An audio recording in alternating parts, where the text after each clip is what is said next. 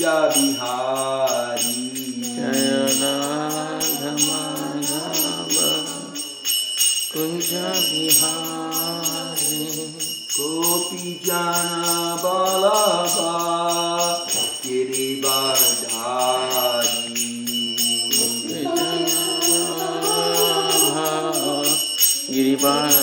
Girivardhari Gopi Jana Balaba Girivardhari Gopi Jana Vallabha Girivardhari Yasodananda Braja Janaranjana Yasodananda Braja Janaranjana Yasodanandana Braja Janaranjana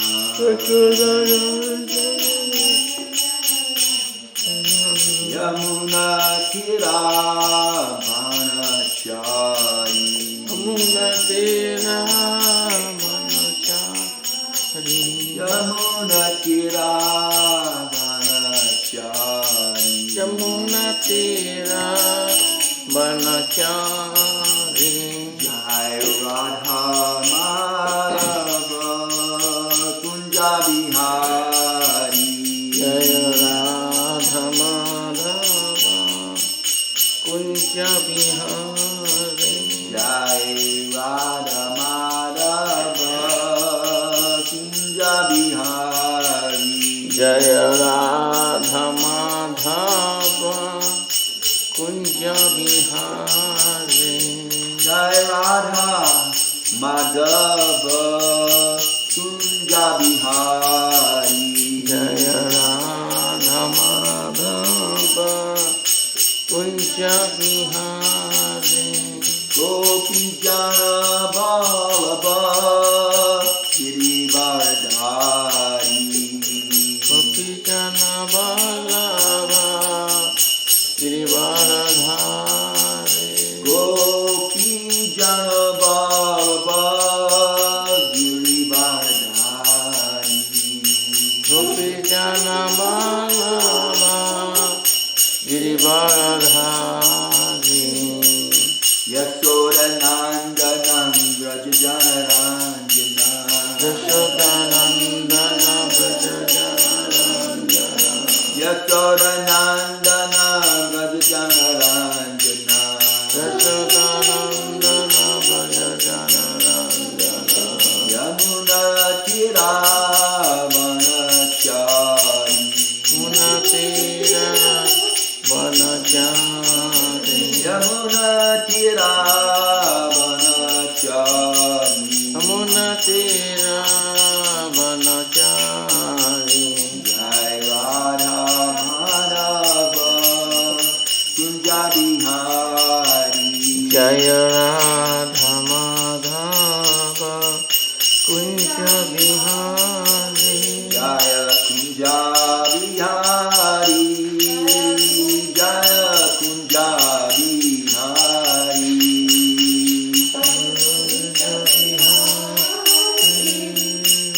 Jaya Kunja Bihari Jaya Radha Madhava Radha Madhava Radhe Jaya Radha Madhava Radha Madhava Radhe Jaya Radha Madhava Radha Madhava Radhe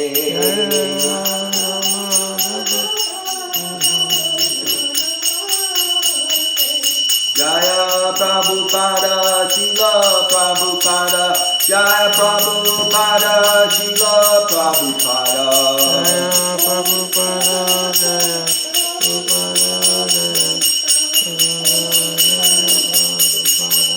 Guru Deva Guru Deva Guru Dev Jaya Jaya Guru Dev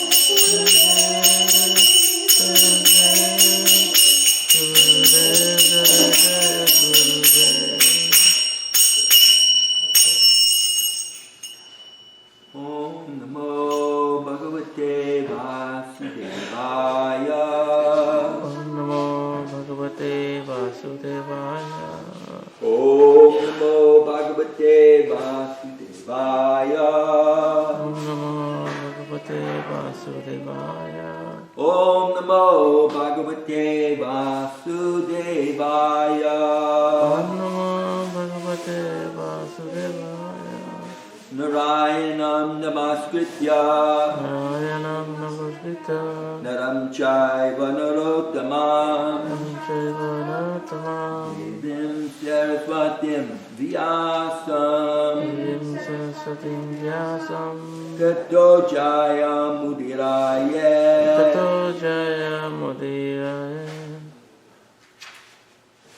Srimad Bhagavatam, Canto 2, Chapter 6, Purusha Shukta confirmed. Text number 21, right? 21 Prabhuji, yeah. Okay. Shriti Vichakrame Kristakame Vishvan Vishwan Shriti Vichakrame Vishvan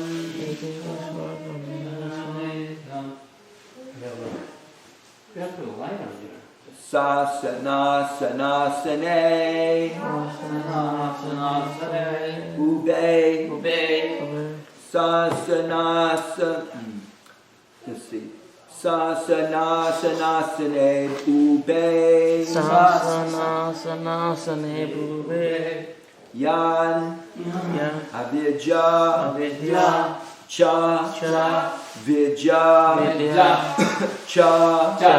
Yada Vidya Cha Vidya Cha Ya Avidya Cha Vidya Cha Purusha Purusha Tubayastrayaha Tubayaha What is it? The last word? Tubayastrayaha. Tubayaha There's an S in there somewhere? Yeah, it's Tubayashraya. Yashraya. Yashraya. Yeah. It's after the... Yeah, just the S After the one. ba. Oh, After the ya. after the O is in that. Tubayashraya. Okay. Purushas Tubayashraya. Kubayashraya. Thank you. Shriti Vitrakrame Vishpan.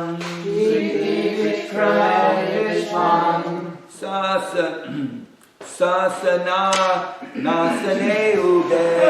Sasana Ube Yada Vidya Cha Vidya Cha. Yada Vidya Cha. Purushas Tubayasrayaha. Purushastu Vyashraya. Shriti Vichakrame Vishvan. Vitrakrame Vishvam. Sasana Nasane Ube. Shashana Nashane Hube. Yada Vidya Cha Vidya Cha. Yada Vidya Cha. Purushas Tubayasrayaha. Purushasthadhashraya. Shriti Vichakrame Vishvan. Vitrakrame Vishvam. Sasana Nasane Ube. Sasane Nasane Ube. Yada Vidya Cha Vidya Cha. Yada Vidya Cha. Purushas Tubayasrayaha. Purushastu Vyashraya. It seems like there's something missing. Okay.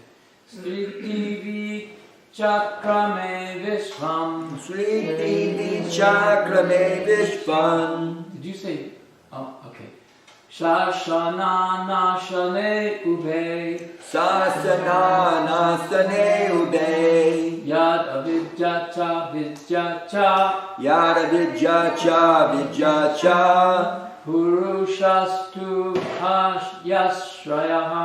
Purushas Tubayasrayaha. Shriti Vichakrame Vishwan Shriti Vichakrame Vishvan. Sasana Bhube Sasana Sanasude. Ya Yad avidya cha vidya cha Yad avidya cha vidya cha Purushastu bhayashrayaha Purushatu yashrayah Sriti vichakame vishwan Shasana ube Yada vidya cha Purushastu bhayashrayaha Sriti vichakame vishwan Shasana ube Yada vidya cha Purushastu bhayashrayaha. Anyone else? Okay, Shriti, the destination of the living entity. The destination of the living entity.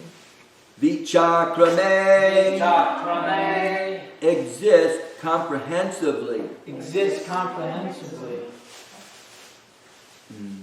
Vishwari, Ishvare, the all-pervading personality of Godhead. Sasana, activities of lording it over. activities of lording it over. Anasane, Anasane, activities in devotional service. activities in devotional service. Ube, Ure, both. Yat, Yat, what is? Avidya, Avidya, an essence. No, Essence. essence. Nescience. Yeah.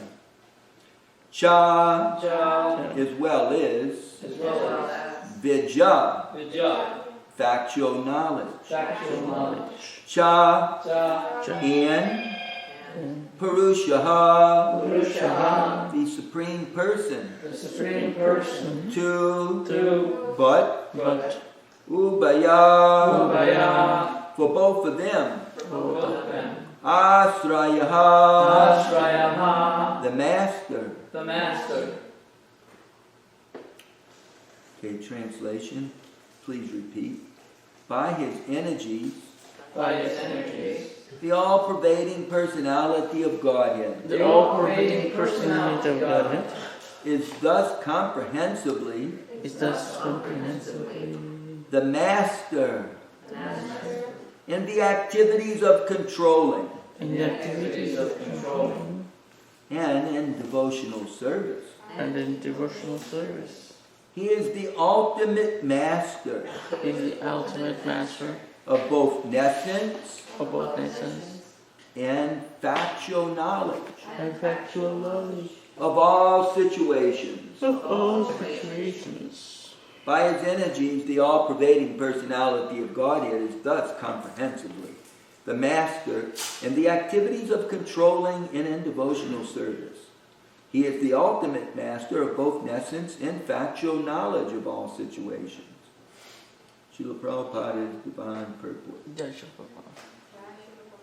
The word Vishvan is significant in this verse. One who travels perfectly in every field of activity is called the Purusha or Kshetragan. These two terms, Kshetragan and Purusha, are equally applicable to both the individual self and the supreme self, the Lord. In the Bhagavad Gita, chapter 13, verse 3, the matter is explained as follows. Kshetragam chapimam vidi sarva kshetresu bharata kshetragan yoganam yattajnanam matam mama. Kshetra means the place, and one who knows the place is called the Kshetragan. The individual self knows about his limited field of activities, but the Supreme Self, the Lord, knows about the unlimited field of activities. The individual soul knows about his own thinking, feeling, and willing activities, but the super soul, or the Paramatma, the Supreme Controller, being present everywhere, knows everyone's thinking, feeling, and willing activities. And as such, the individual living entity is the minute master of his personal affairs, whereas the Supreme Personality of Godhead is the master of everyone's affairs, past, present, and future. Vedaham samatitani, etc. Only the ignorant person does not know this difference between the Lord and the living entities. The living entities are distinguished from incognition matter. The living entities is distinguished from incognition matter, may be qualitatively equal to the Lord in cognitions. But the living entity can never be equal to the Lord in full knowledge of past, present, and future. And because the living entity is partially cognizant, he is therefore sometimes forgetful of his own identity.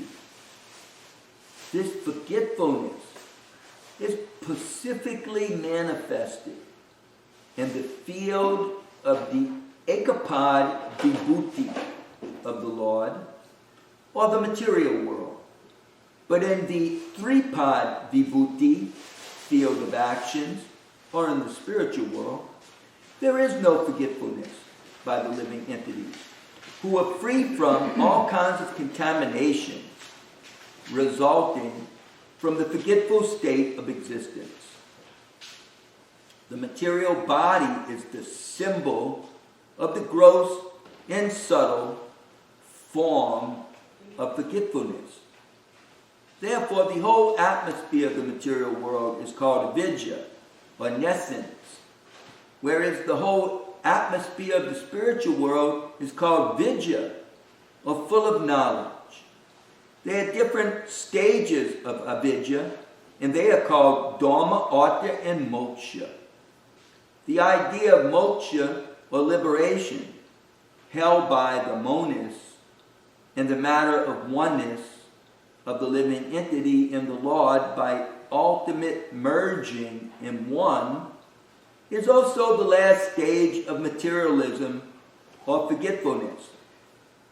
Knowledge of the qualitative oneness of the self and the super self is partial knowledge. In ignorance is partial knowledge in ignorance also. Because of the self, because there is no knowledge of qualitative difference is explained above. I'll read that sentence again. Knowledge of the qualitative oneness of the self and super self is partial knowledge in ignorance also, because there is no knowledge of qualitative difference is explained above. The individual self can never be equal to the Lord in cognitions. Otherwise, he would not be placed in the state of forgetfulness. So, because there is a stage of forgetfulness of the individual selves or the living entities, there's always a gulf of difference between the Lord and the living entity. It's between the part and the whole. The part is never equal to the whole. So the conception of 100% equality of the living entity with the Lord is also nescience. In the field of nescience, activities are directed toward lording it over the creation. In the material world, therefore, everyone is engaged in acquiring material opulence to lord it over the material world.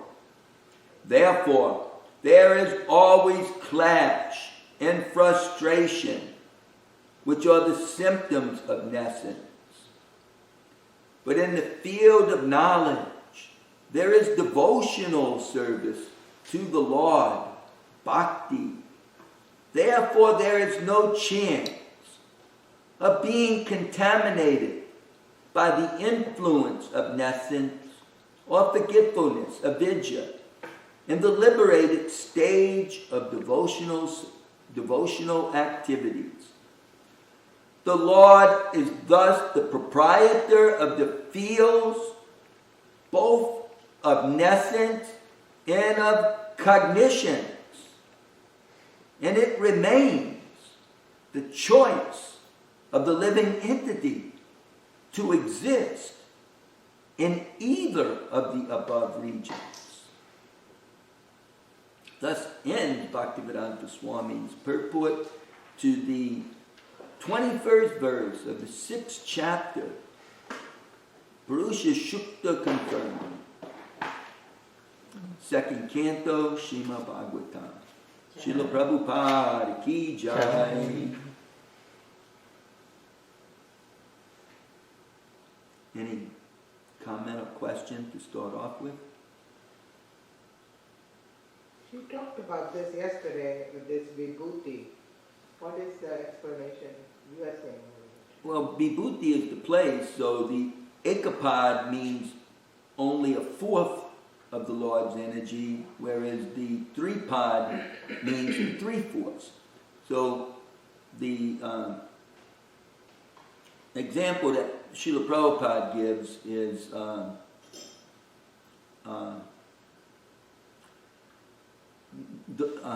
first of all, he states that the Lord is unlimited. You really can't comprehend. But for the sake of our comprehension, if the Lord's energy is 100%, then if you take 25% of that energy and you make the material world, that is ekapad vibhuti, or the place of 1/4 of the Lord's energy. And if you take the rest of it, the 75% that's left, and make the spiritual world, then that's the thripad vibhuti, or the place of the majority of the Lord's energy. So that's what they mean by the vibhuti. I assume that can be translated as like the place, but the eka means one, and the thripad means 3. So it means like only a fourth of 100%, and the thripad means like 3/4 of the 100%. So that's what is that's what's meant by that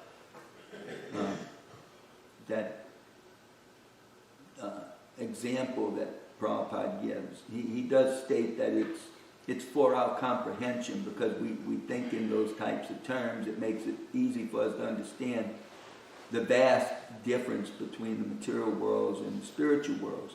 Because the material worlds themselves are, very extensive, very big. I mean, we may have a fairly decent grasp of our planet, but we certainly don't of space.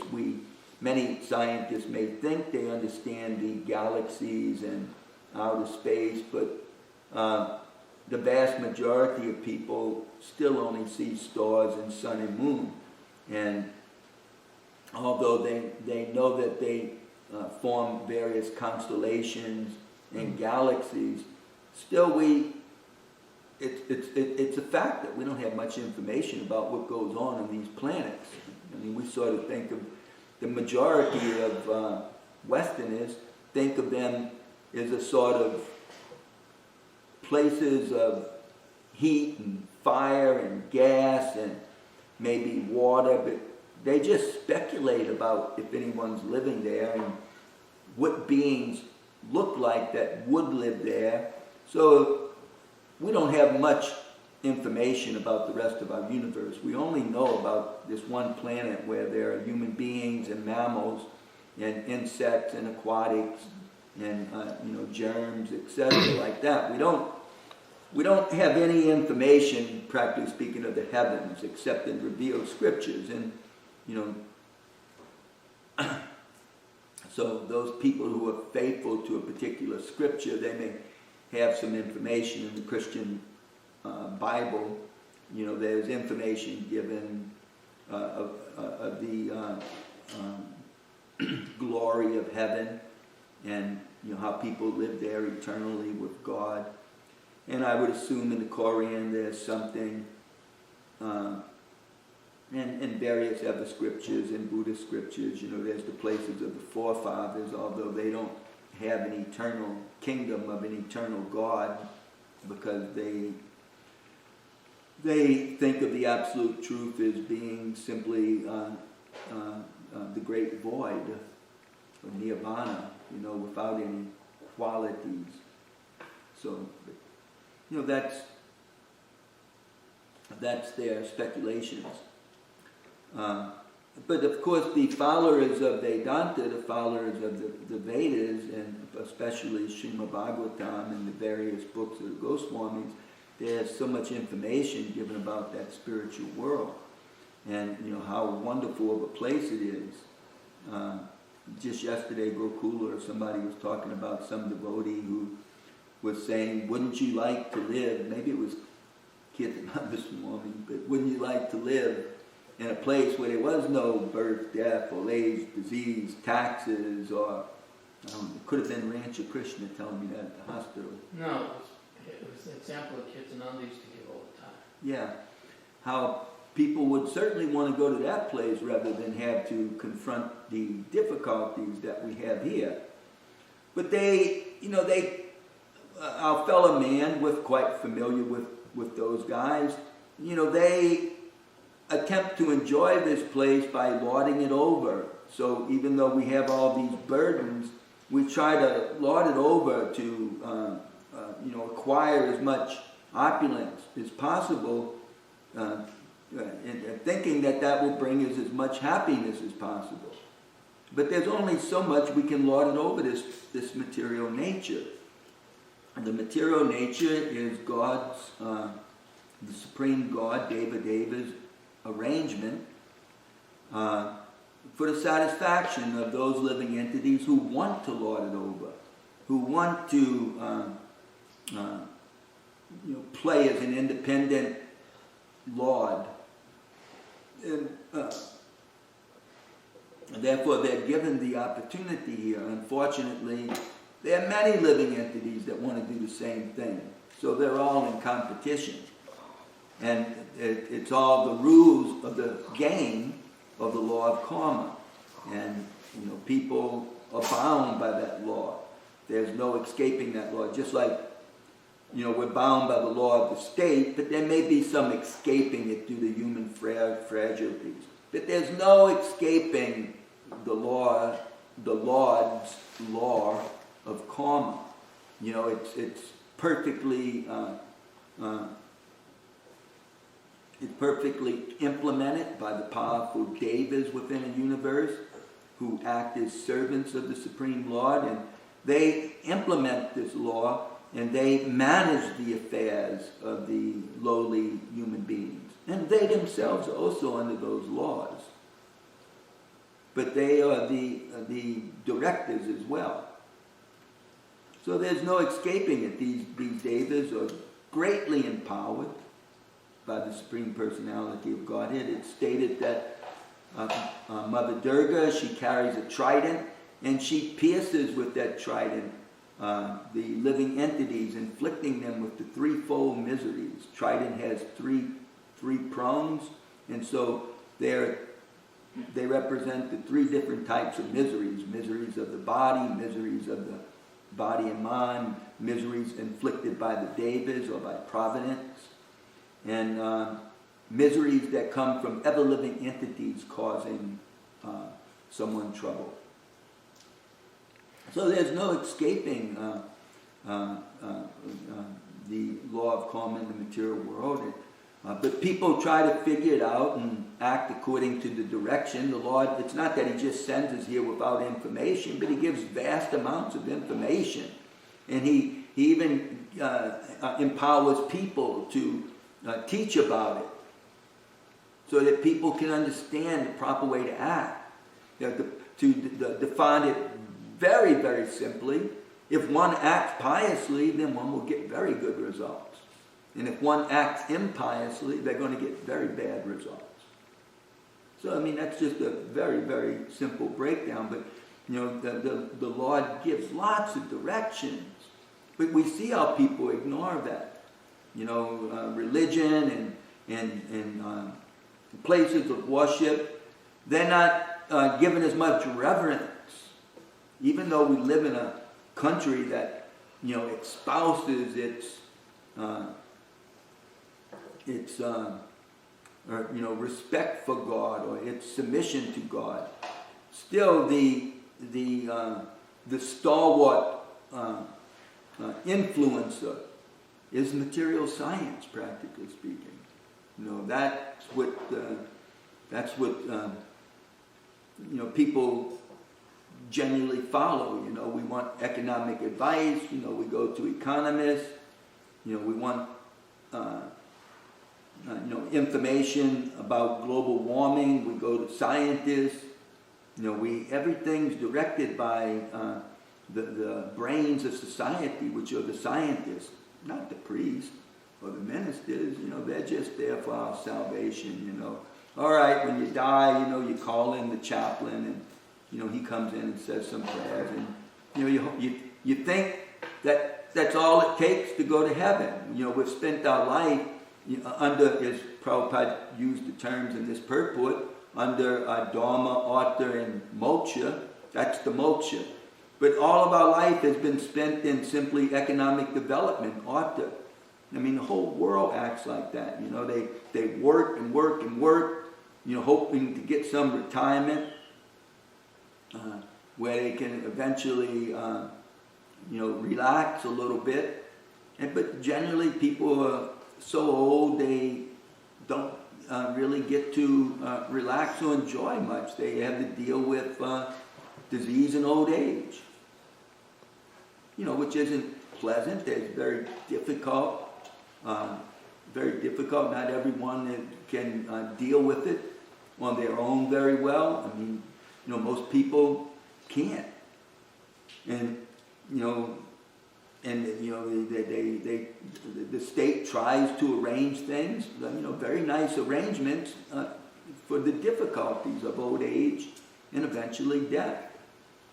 So, you know, here we are, you know, in this material world, practically speaking, being controlled by material science, which we think is vidya or knowledge, but actually it's avidya, because it's all about this world. Even the disease and the old age is still all about this world. It's, you know, only the moksha part, where there's some liberation, you know, there's actually thought of God and thought of escaping the world of birth and death and entering into the kingdom of God. There's some thought about that. But it's really left up to the individual to pursue it. You know, the state certainly doesn't attempt to give us that type of information in a place like America. I mean, maybe in the Islamic country, because the state and religion is the same. But in these democracies with a separation of church and state, that's not the role of the government. The government does not delve in the world of faith or religion. You know, that's the role of the church. So the church is given freedom to do that. Or religion is given the freedom to do that, to try to lead people back home, back to Godhead. So in one sense, you know, if religion is doing its part, it may work very well.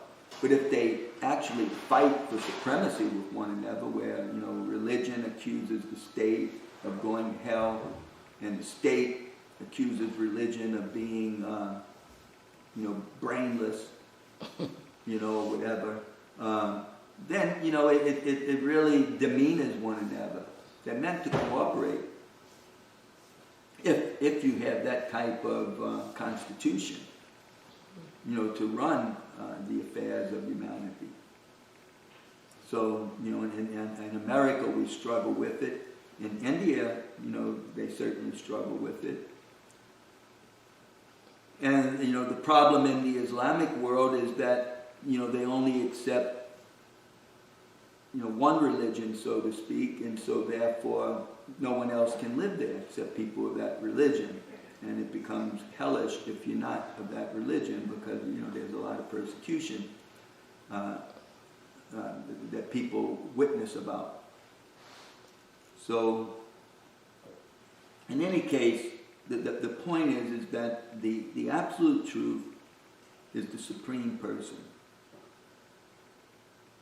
And its life is really meant to reconnect with that person. It's only through reviving that relationship that any of us can become free from pain, misery, birth and death, old age and disease. That relationship has to be revived. And that's the ultimate responsibility of life, for any individual, that we have to all get this through our head, that it's our responsibility to reconnect with Krishna, with the Supreme Personality of God. And no one can really make us do that, or somehow ever nonchalantly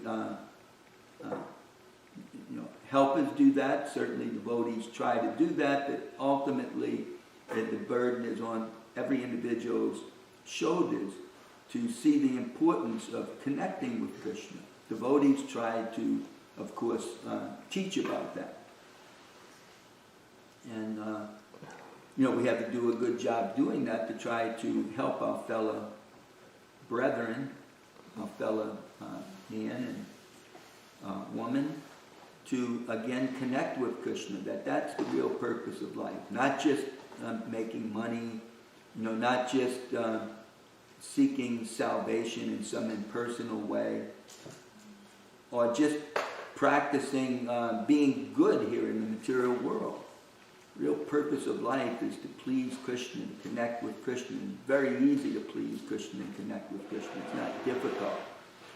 Just like we're doing now, it's just hearing the Bhagavatam is connecting with Krishna. It's very pleasing to Krishna. People that do that, actually revive their relationship with Krishna. They become actually self-realized just by hearing the Lord's Bhagavatam. But, outside of ISKCON temples, the Bhagavatam is not really preached very much, taught very much. There's some professional reciters of Bhagavatam and some devotees that travel around, but for the most part, the majority of Bhagavatam teaching goes on in ISKCON temples, and maybe some Gaudiya Math temples, maybe some Vedic temples, they study the Bhagavatam a little bit, but it's primarily ISKCON temples that put the stress on this study of Bhagavatam. Because just that one devotional practice of hearing the Bhagavatam can bring about the best results for people. The Bhagavatam is none different from Krishna.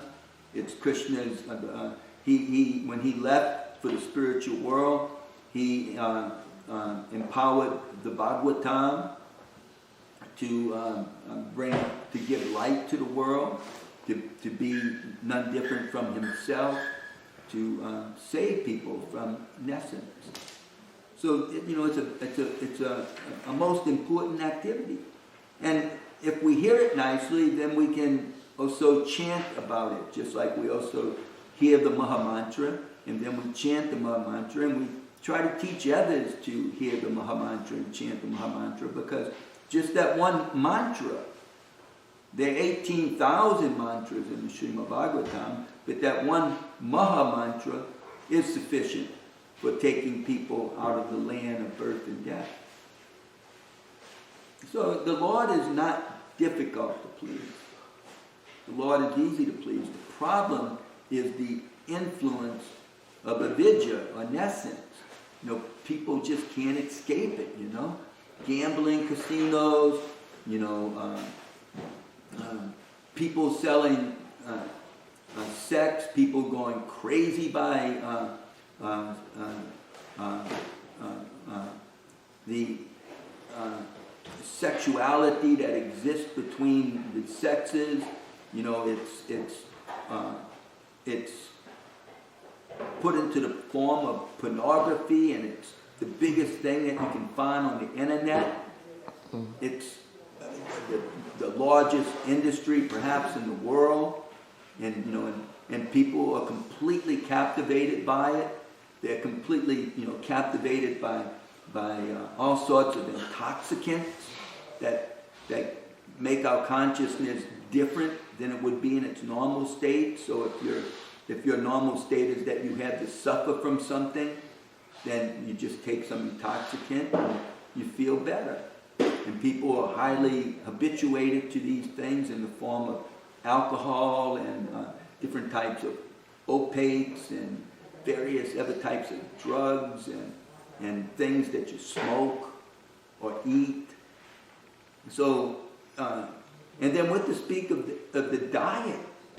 We're highly captivated by the cuisine of the molecular world, which is basically meat, meat mixed with grain and vegetables, and so that's why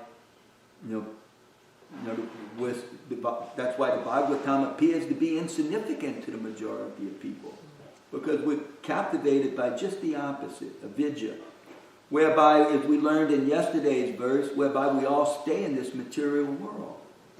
Because, we are very attached to our families and our dynasties. And, that's our attachment. And, we don't want to give it up. We want to be with them. And so, consequently, people, are caught up in the wheel of samsara by their own sweet will. So the Bhagavatam is an alternative. It's an alternative to suffering, birth, death, old age, and disease. It's an alternative to enjoying in the material world, the ekapad vibhuti, the 1/4 of the Lord's energy. It's even, it's the alternative to moksha, going to heaven, and maybe even becoming a King Indra, or something like some other type of deva. Beyond all of that is that beautiful spiritual world,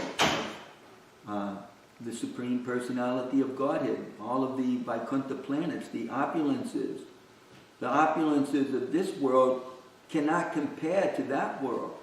And yet the opulences of this world infatuate any human being. But the opulences of Vaikuntha far exceed any opulence in this world.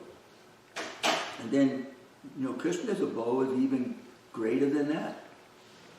So we have to, hear about it to develop an attachment. So it all begins by the hearing, and that will gradually lead to the remembering and the desire to serve and to worship and to make some sacrifice and to surrender unto the Lord, just like the great devotees, Hanuman and Ambarish Maharaj and so many others, the Pandavas, etc. We also want to become like them, or we want to revive our relationship as the Lord's servant, the servant of the Lord. Want to, become a part of His Leela and escape the Leela of the material world where we are forgetful. Or if we're here, we want to remember and we want to just serve Him in this world. And actually being a devotee of the Lord's avatar, most magnificent avatar, Nimai Pandit, Nimai Acharya, Srimad Mahaprabhu. That's actually, the devotees love serving the Lord here because, we get to try to help other people to become free from difficulties of material existence and to revive their Krishna consciousness and go back home to Godhead. So that's a very, very pleasant for the devotees to be here. We see the devotee like Jayapataka Maharaj, who, despite all sorts of infirmities and ill health, is determined to go to the next place to serve Krishna.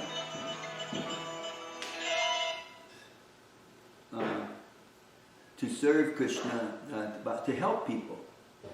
It's like, just completely enthralled and enthused to somehow ever bring Lord Chaitanya's blessings to people. So devotees, even love being here when they can serve the Lord with great enthusiasm. And, it becomes a place that's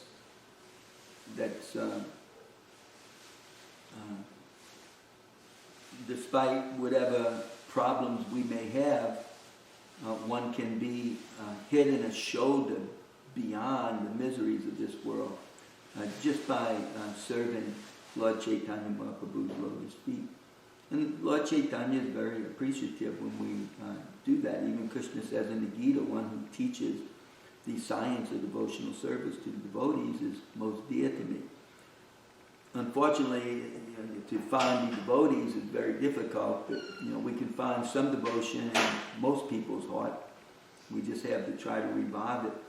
It's a very simple thing. It's almost like the same thing you would teach children in kindergarten, in religious classes. God's the supreme person. We all have to worship the supreme person.